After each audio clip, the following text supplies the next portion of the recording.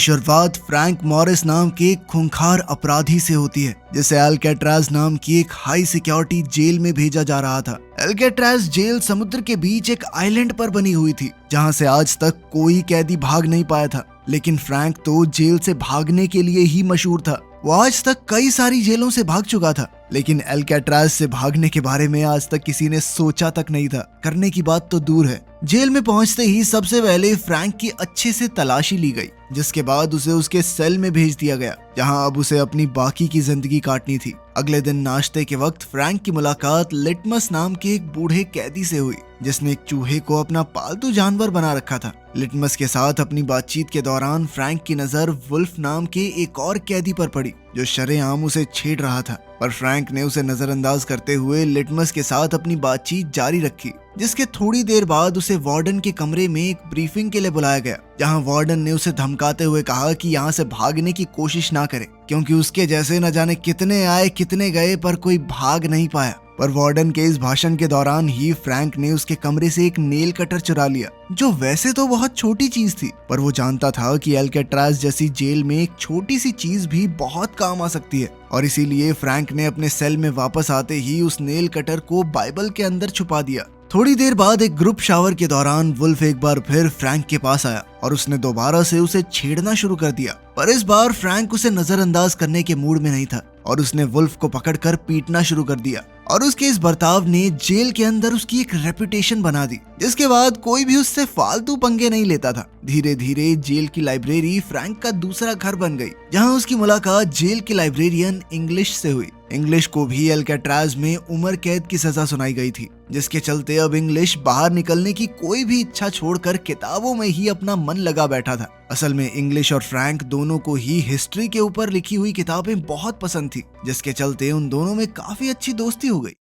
इसी दौरान फ्रैंक की मुलाकात डॉक नाम के एक कैदी से हुई, जो एक कमाल का कलाकार भी था और वो अपना ज्यादातर समय पेंटिंग करने में लगा था। डॉक का मानना था कि अल्काट्राज जैसी खतरनाक जेल में कोई भी आदमी पागल हो सकता है, पर उसकी पेंटिंग करने की आदत ने ही अब तक उसके दिमाग को ठीक रखा था। उसी शाम फ्रैंक को एक गार्ड ने कारपेंटर की नौकरी के बारे में बताया, जिसमें हर घंटे के 15 सेंट्स की तनख्वाह भी मिलने वाली थी। पर फ्रैंक के लिए जल्द ही मुसीबतें बढ़ने वाली थी और एक दिन जब सभी कैदी अपने अपने सेल्स से बाहर थे, उस दौरान वुल्फ एक बार फिर से लौट कर आया। लेकिन इस बार उसके पास एक हथियार भी था, जिससे वो फ्रैंक के ऊपर हमला करना चाहता था। लेकिन ऐन वक्त पर डॉक ने फ्रैंक को चौकन्ना कर दिया, जिसके बाद फ्रैंक ने अपनी जैकेट की मदद से उस हमले को रोक दिया। अब वुल्फ और फ्रैंक के बीच लड़ाई छिड़ गई और जब गार्ड्स ने उन्हें रोकने की कोशिश की तो वुल्फ ने एक गार्ड पर भी हमला कर दिया, जिसके बाद उन दोनों को ही डी ब्लॉक की सॉलिटरी कन्फाइनमेंट में भेज दिया गया। सॉलिटरी कन्फाइनमेंट में कैदी को अकेले रखा जाता था। ये एक पिंजरा था जहां कोई भी कैदी नहीं जाना चाहता था और अब फ्रैंक को इस पिंजरे में सिर्फ अपने आप को बचाने की वजह से जाना पड़ रहा था। इस बात से उसे बहुत गुस्सा आ रहा था। 2 हफ्ते तक उसी पिंजरे में रहने के बाद जब फ्रैंक को आजाद किया गया तो लिटमस ने अपने चूहे के जरिए फ्रैंक को खुश करने के लिए एक वेलकम नोट भेजा। वापस आने के बाद फ्रैंक की अपने पड़ोसी चार्ली से भी दोस्ती हो गई, जो वहाँ एक बहुत बड़ी चोरी की सजा काट रहा था। और उसने फ्रैंक को बताया कि उसे बॉर्डर क्रॉस करके भागने का बहुत ज्यादा दुख था, क्योंकि उसकी इसी गलती ने उसके जुर्म को और बड़ा बना दिया। अगले दिन वार्डन ने बिना किसी को बताए जेल का दौरा करने का फैसला किया, जिस दौरान उसे कैदी के सेल में अपनी तस्वीर दिखाई दी, जो पहले तो उसे बहुत पसंद आई, पर अगले ही सेकंड उसने जेल से डॉक की बनाई हुई सभी पेंटिंग्स को बाहर निकालने का आदेश दिया। और उसके इस फैसले ने डॉक को अंदर से पूरी तरह तोड़ दिया, क्योंकि डॉक सिर्फ अपनी पेंटिंग्स के सहारे ही जिंदा था। वो अपनी बनाई हर एक पेंटिंग से बहुत प्यार करता था। फ्रैंक ने डॉक को लाख बार समझाने की कोशिश की कि कोई बात नहीं भाई, पेंटिंग ही तो थी, अब जीना तो है ना यहाँ पे। लेकिन डॉक इस सदमे से बाहर नहीं आ पा रहा था और एक दिन शिफ्ट के दौरान डॉक की 3 उंगलियां कट गई, जो कि उसकी वार्डन के खिलाफ एक तरह की बगावत थी। ऐसा होते ही गार्ड्स ने तुरंत ही डॉक्टर्स को बुलाने के लिए मैसेज भेजा और वहीं दूसरी तरफ फ्रैंक चुपचाप खड़ा होकर सिर्फ डॉग को देख रहा था। उसी रात जब फ्रैंक अपने सेल में बैठा हुआ था तो उसकी नजर वेंट से निकल रहे कॉकरोच पर पड़ी, जिसे देखकर फ्रैंक को एहसास हुआ कि शायद ये वेंट बाहर निकलने वाले किसी दरवाजे का रास्ता हो। तभी इंग्लिश ने उसे बताया कि असल में वार्डन ने डॉग की सभी पेंटिंग्स इसलिए बाहर निकलवाई थी क्योंकि उसे अपनी तस्वीर पसंद नहीं आई। अगली बार खाना खाते वक्त फ्रैंक की मुलाकात जॉन और क्लेरेंस नाम के 2 भाइयों से हुई, जिन्होंने उसे एक पिछली जेल की मुलाकात से पहचान लिया था और अब अपनी बातचीत के दौरान वो लोग एल्केट्राज के बारे में बात कर रहे थे कि कैसे इस जेल से भागना नामुमकिन था, क्योंकि जेल चारों तरफ से पानी से जो घिरी हुई है और अब उनके मुताबिक उन्हें अपनी पूरी जिंदगी यहीं बितानी पड़ेगी। पर उनकी इस बातचीत ने फ्रैंक के दिमाग में एक नए आइडिया का बीज बो दिया और अब फ्रैंक इतिहास बनाना चाहता था। वो इस जेल से भागने वाला पहला इंसान बनना चाहता था। उसी रात फ्रैंक ने वार्डन के कमरे से चुराए हुए नेल कटर की मदद से अपने कमरे की ग्रिल के आसपास मौजूद सीमेंट को खुरेदना शुरू कर दिया और जैसे ही उसे गार्ड्स के पैरों की आवाज आती तो वो उस नेल कटर को बाइबल में छुपाकर उसे पढ़ने का नाटक करने लग जाता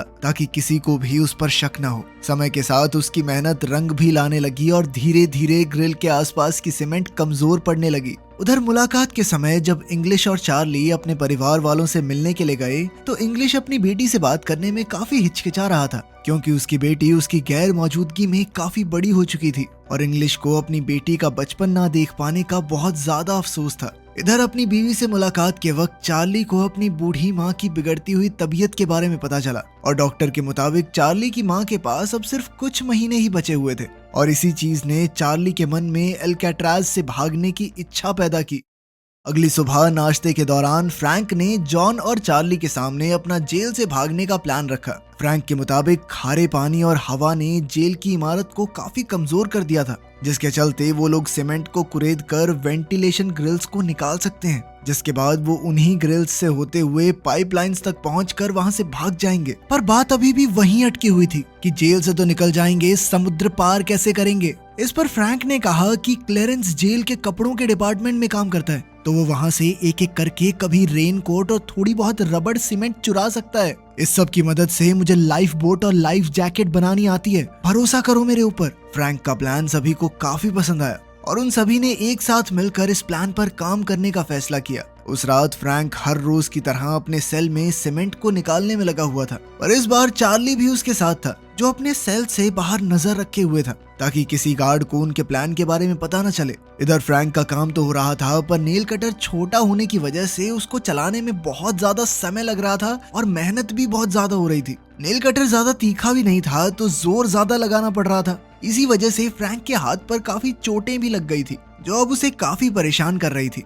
इसीलिए अगली सुबह उसने सभी को इस परेशानी के बारे में बताया और अब उनके मुताबिक उन्हें एक बड़े और ज्यादा ताकतवर हथियार की जरूरत थी। पर तभी फ्रैंक की नजर अपनी चम्मच पर पड़ी और उसने तुरंत ही अपनी चम्मच को जूते पर घिसकर गंदा कर दिया, जिसके बाद उसने गार्ड को बुलाकर चम्मच गंदी होने की शिकायत की। बाकी लोगों ने भी उसका साथ देते हुए गार्ड से चम्मच बदलने की रिक्वेस्ट की। गार्ड को भी इसमें कोई गलत चीज नहीं लगी और उसने बड़ी आसानी से उनको चम्मच बदलने के लिए हामी भर दी। पर जैसे ही वो लोग चम्मच बदलने के लिए फ्रंट डेस्क पर गए तो जॉन ने वहां मौजूद गार्ड को अपनी बातों में उलझा लिया, जिसका फायदा उठाकर फ्रैंक ने एक एक्स्ट्रा चम्मच अपनी जेब में डाल ली। पर उसके लिए इतना काफी नहीं था और इसीलिए उसने लिटमस से अपने हिस्से के 20 दिन की मिठाई के बदले में बाकी सामान इकट्ठा किया, जिसके बाद फ्रैंक ने चम्मच पिघलाकर नेल कटर और सिक्के के साथ जोड़कर एक नया औजार बनाया, जो नेल कटर से काफी ज्यादा कारगर साबित हुआ।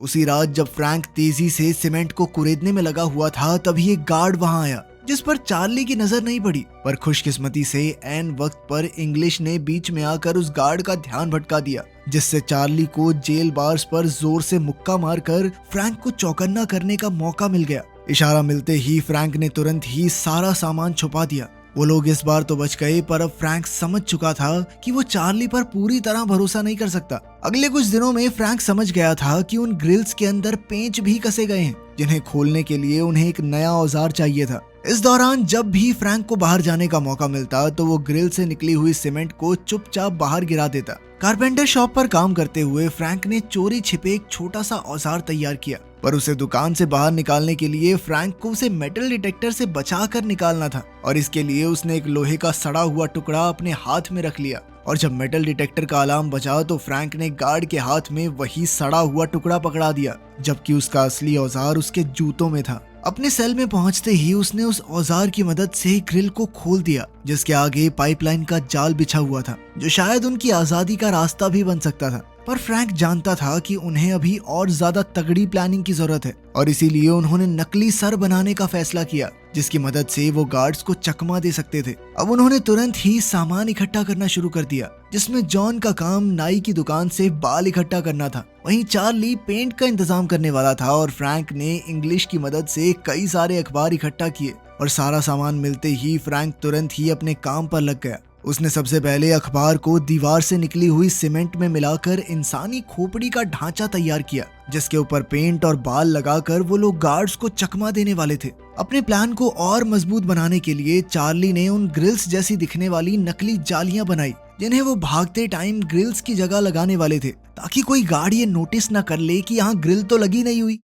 एक रात फ्रैंक ने अकेले ही ऊपर जाने का फैसला किया जिसके लिए उसने उस नकली खोपड़ी और नकली ग्रिल का इस्तेमाल किया, पर पाइपलाइन से ऊपर पहुंचने के बाद फ्रैंक को एक लोहे का दरवाजा दिखाई दिया जिस तक वो अकेला नहीं पहुंच सकता था और ठीक उसी वक्त एक गार्ड सभी सेल्स का राउंड मार रहा था और जब वो फ्रैंक के सेल के पास पहुंचा तो उसे शक तो हुआ, पर इसके बावजूद भी वो लोग किसी तरह से बच गए। लेकिन अब उन्हें समझ आ गया था कि उनके प्लान में कुछ बदलाव की जरूरत है। अगली सुबह फ्रैंक और चार्ली ने पिछली रात हुए हादसे के बारे में बात की और तब तक जॉन और क्लेरेंस ने भी अपनी अपनी नकली खोपड़ी बना ली थी, जिसके बाद सभी ने इसी प्लान के साथ आगे बढ़ने का फैसला किया। उसी रात जॉन और चार्ली एक बार फिर से उसी लोहे के दरवाजे के पास गए और एक दूसरे की मदद से वो लोग दरवाजे तक पहुंच गए, जिसे पकड़ते ही उन्हें एहसास हुआ कि वो लोग इस दरवाजे को काट सकते थे और इसके लिए उन्हें काफी एडवांस टूल्स की जरूरत थी। अगले दिन म्यूजिक क्लास के दौरान चार्ली की नजर एक पुराने पंखे पर पड़ी जिसे देखते ही उसे लगा कि वो लोग इसका इस्तेमाल एक औजार की तरह कर सकते हैं और इसीलिए उसने अपने हिस्से की सारी मिठाई के बदले में लिटमस के साथ सौदा कर लिया।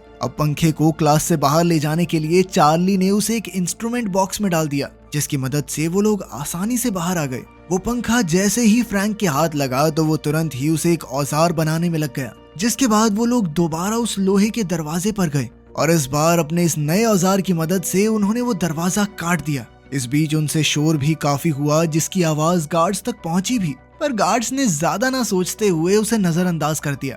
इधर फ्रैंक और उसके साथियों का रास्ता बन चुका था, जिसके बाद उन्होंने मंगलवार की रात को दुनिया की सबसे सुरक्षित जेल एल्केट्राज से भागने का फैसला किया। पर मंगलवार सुबह नाश्ते के दौरान फ्रैंक ने डॉग की याद में टेबल पर एक फूल रख दिया, जिस पर तुरंत ही वार्डन की नजर पड़ गई और उसने फ्रैंक को जेल के उसूल याद दिलाते हुए उस फूल को कुचल दिया। वार्डन के इस बर्ताव से सबसे ज्यादा गुस्सा लिटमस को आया, पर जैसे ही वो वार्डन पर हमला करने के लिए आगे बढ़ा तो उसी वक्त अचानक उसे हार्ट अटैक आ गया। थोड़ी देर बाद वार्डन ने अचानक फ्रैंक के सेल की तलाशी ली, पर उसे वहाँ कुछ भी नहीं मिला, जिसके चलते वो काफी नाराज था और उसने इसी नाराजगी में चार्ली और फ्रैंक का सेल बदलने का आदेश दे दिया। उधर वुल्फ भी सॉलिटरी कन्फाइनमेंट से आजाद हो चुका था और अब वो दोबारा फ्रैंक पर हमला करने के लिए पूरी तरह से तैयार था, पर जैसे ही वो हमला करने के लिए आगे बढ़ा तो इंग्लिश ने उसे बीच में पकड़ लिया। उस रात फ्रैंक, जॉन, चार्ली और क्लेरेंस ने पाइप में मिलने का फैसला किया, लेकिन फिर ऐन वक्त पर चार्ली काफी ज्यादा घबरा गया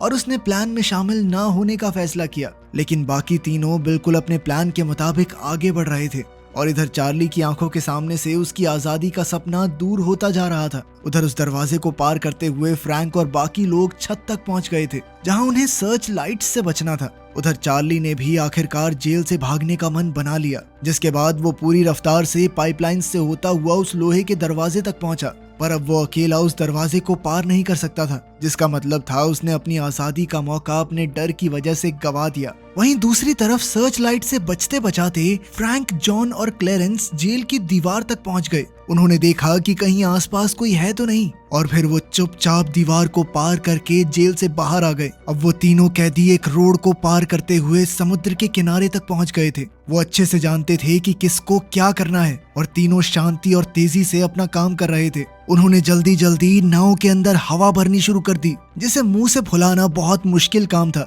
लेकिन फिर भी अपनी जान बचाने के लिए उन तीनों ने ये कर दिखाया। और अब वो लोग एल्केट्राज की सरहद से हमेशा हमेशा के लिए दूर जाने के लिए समुद्र में उतर गए। अगली सुबह जब गार्ड्स राउंड पर आए तो शुरुआत में तो उन्हें सब कुछ बिल्कुल नॉर्मल लगा, पर फिर उन्होंने देखा कि फ्रैंक अब तक सो रहा था। उन्होंने जैसे ही फ्रैंक के मुंह से चद्दर हटाई तो उनके पैरों तले जमीन खिसक गई, क्योंकि आज उनके साथ कुछ ऐसा हुआ था जिसकी उन्होंने कभी कल्पना तक नहीं की थी। पूरी जेल में ये बात फैल गई कि कुछ कैदी भाग निकले हैं फ्रैंक ने अपने सर की जगह पर नकली खोपड़ी जो रखी हुई थी। गार्ड्स ने तुरंत ही अलार्म बजा दिया और जल्द ही ये भी पता चला कि 2 और कैदी भी भाग चुके हैं। जल्द ही उन तीनों की खोज शुरू हो गई। उन्हें ढूंढने में नाव के साथ साथ हेलीकॉप्टर तक का इस्तेमाल किया जा रहा था, लेकिन इसके बावजूद भी फ्रैंक, जॉन और क्लेरेंस का कोई सुराग नहीं मिला। और अब कुछ पुलिस वालों को लग रहा था कि शायद वो तीनों समुद्र में डूबकर मर गए होंगे, पर अंदर ही अंदर वार्डन जानता था कि वो बच निकले हैं और दुनिया की सबसे सुरक्षित कही जाने वाली जेल एल्केट्राज को भी तोड़कर भागने में कोई कामयाब हो चुका है। पर वार्डन के सामने जेल की इज्जत बचाने की जिम्मेदारी भी थी, जिसके चलते उसने दुनिया के सामने उन तीनों को मरा हुआ घोषित कर दिया। लेकिन सच बात तो ये थी कि वार्डन की इस बात पर किसी को भरोसा नहीं था। ये एक सच्ची कहानी है जिसके बाद फ्रैंक जेल तोड़ने वाले जीनियस के नाम से पूरी दुनिया में मशहूर हो गया। 1 साल तक गुप्त तरीके से सर्च ऑपरेशन भी चलाया गया, लेकिन कभी कोई बॉडीज नहीं मिली, जिसका मतलब ये था कि वो बचकर भागने में